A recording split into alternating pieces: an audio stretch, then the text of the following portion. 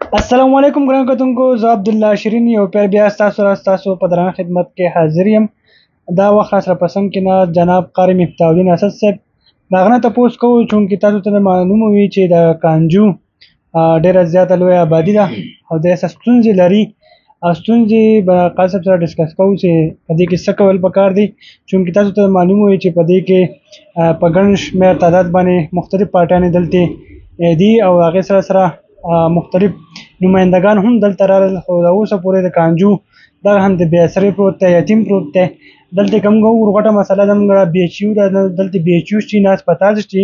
او ورسره د ټریفک ایشو ګورو او بیا خاص کر دلته د ګراونډونو داسې نورې ستونزې دي، هغه به د قاری صاحب سره ډسکس کوو. السلام علیکم قاری صاحب.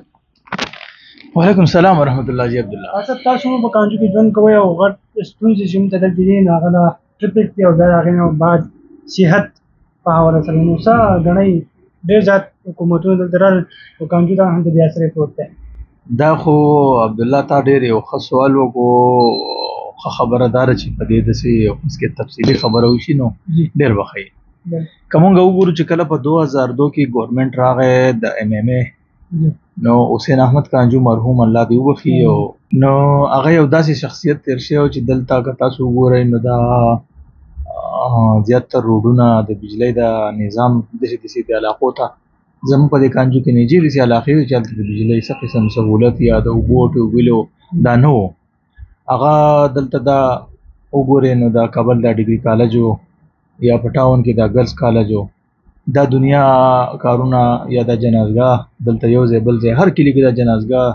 د روډونه ځای په ځای ډېر کارونه بل د اوبو سکیمونه هغه دلته ډېر زیات کړي ځکه چې هغه په حیثیت د یو منیسټر باندې و او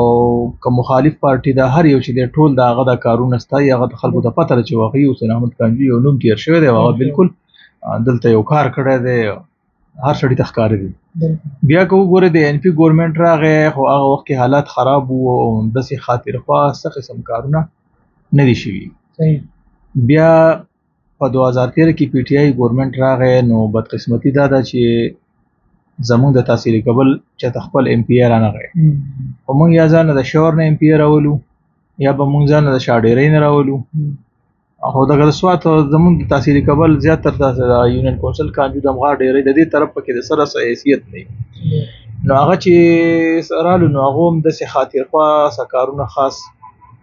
نه دي کړي، بلکې یا لاره جوړول او سیمټ اړول لښتې کول دا خو د لوکل ګورنمنټ کار دی، دا د ایم پی کار نه دی. ایم پی لغټ کارونه یې هغه پکاري.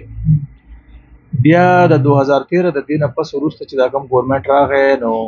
پی کے 7 دلته یتیم پاتې شو، دلته ایم پی نو وقار خان دلته وګټل نو هغه اپوزیشن له لاړو، د اپوزیشن په دوران کې څه قسم فنډینګ یا هغه ته پی ټي آی ګورنمنټ د طرفه رکاو ممنوع، بلکې دا خبره وه چې د هغه فنډ به ډي سي په خپله باندې یوز کوو. د هغې نه پس هغه د الله وبخي وفات شو، بیا په دې حلقه باندې دوباره الیکشن راغی، د فضل مولا په صورت کې راغی نو فضل مولا چې و نو هغه هم تقریبا یو څو میاشتې هغه دغه ګورنمنټ وچلېد او بیا حکومت ختم شو. نو که وګورئ خاطرخوا کوم کارونه چې شوي دي نو هغه ټول حسین احمد کانجو په دور کې شوي دي. قاری صاحب تاسو څنګه د حسین احمد کانجو صاحب خبره وکړه، الله پاک ته هغه درجات بلند کړي، د هغه خدمات بالکل پټ پناه نه دي، خو اوس موجوده څه کول پکار دی او چونکې الیکشن هو ویناګانې کېږي، الیکشن به کېږي، آیا هم له پکار نه چې خپل کینډیډیټ د کانجو نه یونین کونسل نه ودرو چې زموږ د کانجو بیا پرمختګ روان شي؟ پکار همدا ده چې زموږ د حلقې یو داسې تکړه ایم پی راشي چې هغه هر یو سی باندې چې د هغې کوم مشکلات دي د هغې ازاله وکړي، ځکه په هر یو سی کې کم سے کم یو بي ایچ او پکار ده چې په وخت د ضرورت څه قسم مسله راشي نو ټریټمنټ داري کلته کېدی شي او خلک هغې له ځي.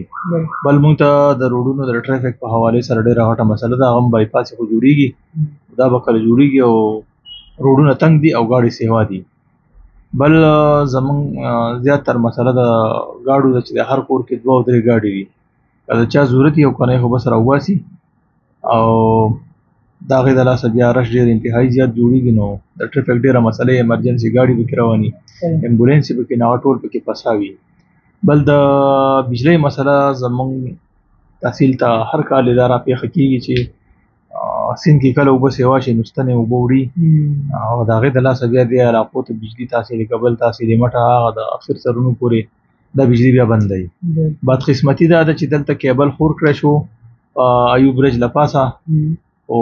د سیاسي تنازعې د لاسه هغه کیبل تیر شوي وزیر اعلی او د امیر مقام خپل سټه سلو ځکه چې وزیر اعلی صاحب الله دې خوشحاله کړي د صوبې باچا پاتې شوی دی خو لکه حرکات بچګانه حرکاتونه څو بردسې دغه نه و او د شنګلې نه یو سړی راځي او هغه ما دلته کیبل لګوي زما علاقې د بجلي راکوي د وزیر اعلی کور ته هم بجلي ان کوي دله شرم پکار دی چې ته بیا هم راپاسې او د دې نه سیاسي مسله جوړه د کیبل په پیس خو وله غونډې او اوس هم که تاسو ګورئ نو په دې پول کې یو کیبل لګېدلی دی نو زه ګورم چې دا دوی څنګه لر کوي او زمونږ د نورو علاقو د دې نورو خلکو دپاره هغه پخوانی فرسوده سیستم یې دوباره لګولی دی نو چې معمولي باران شي نو ټول خلک دا دعاګانې کوي الله الله کوي چې خدای اوس بیا بجلي دغه کېږي ستنې به بیا وړه کېږي بیا به راته مسله جوړېږي نو دا اهمې مسلې دي دلته بي ایچ اوګانې پکار دي د ماشومانو دپاره د لوبو ګروڼونه پکار دي ځکه ډېر واړه زمونږ په دې ګرمۍ کې سیندونو د دې ګروڼونو نشته بل څه نشته نو د هغې د لاسه هغه د اوبو ښکار کېږي او دنیا دغه کېږي بل د ریسکیو 111 دفتر دلته خمونږ له پکار دی چې اویلیبل پاکي کم سے کم ټاټا یا ایمبولانس یو نیم دوه لازمي ولاړي ځکه چې ډېرې مسلې دلته اکثر داسې راشي خلکو ته چې خلک خپل مریض په رشته کې وړي د رشته لاسه نو هغه ځای ته ونه رسېږي او هغه ته کافي مشکلات راځي بیا ډېره مهرباني قاضي صاحب محترم خبرې تاسو اورېدې او بالکل دغه ستونزې هم ته دي دلته د بي ایچ یو قیام وشي او دلته د ریسکیو 112 دفتر او دغه هم د بجلۍ لوډ شیډینګ په حواله سره او بیا خاص کر دغه ستونزه هر کال هم ته مخې ته راځي په دې ټوس ګامونه پورته کړی شي انشاءالله کوشش به کوو دا هم د وړې وړې مسایل به تاسو ته مخې ته راوړو او کوشش کوو چې دا اواز اعلی چارواکو ته ورسوو